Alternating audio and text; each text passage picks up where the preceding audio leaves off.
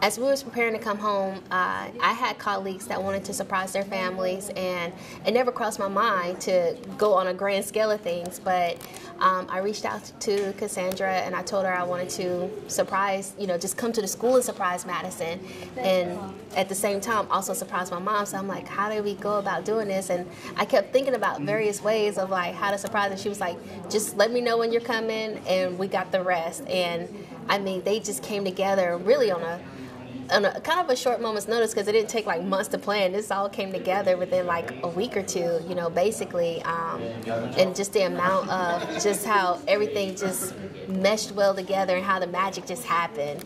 It was just amazing.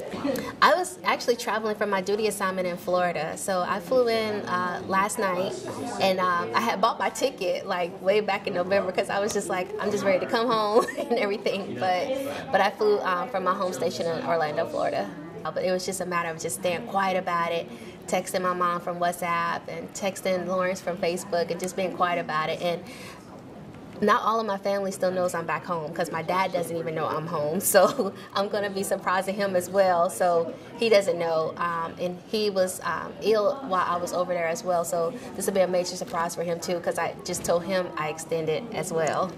So I have been gone from Winston-Salem since the day I left for college back in 2000. I came back for a short period of time, but I've been gone since that very day, August, when I went to Fayetteville State University as a freshman.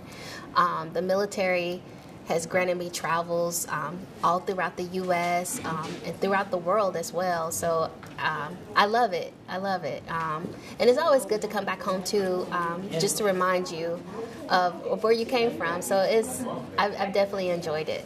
The camera surprised me because I didn't expect to be in front of the camera, but this morning I was just mentally preparing myself. Of course, my sleep schedule's off anyway, so I was up at 2. So it's like, okay, let me just, I was just calling forth what I wanted and how I wanted this day to go.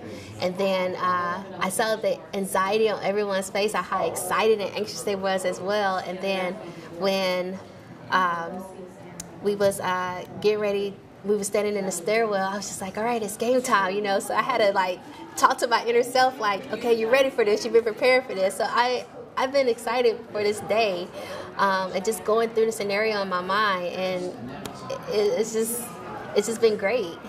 Did it turn out perfect for you? It did. It really did. And just a whole surprise, because I texted her this morning and told her. So, of course, her mind was somewhere else. And then, boom, here I come through the door, and it's just like, wow. What did you tell her? I told her that I was traveling to another location. I thought I was done traveling. But I'm here in this location now. I'll be traveling to another location later on today, because it's about 4 or 5 o'clock right now over in Kuwait. So when I told her that, I could just feel that she was just like, when is this going to end? It was just like, oh my God. And I was just like, I know, but I'll be home soon. So I'm just grateful, because how everybody just came together, and it just lets me know that, the American public still cares for our soldiers, and for everybody just to come together with such a good flow of energy is truly a blessing, and I'm very grateful for it.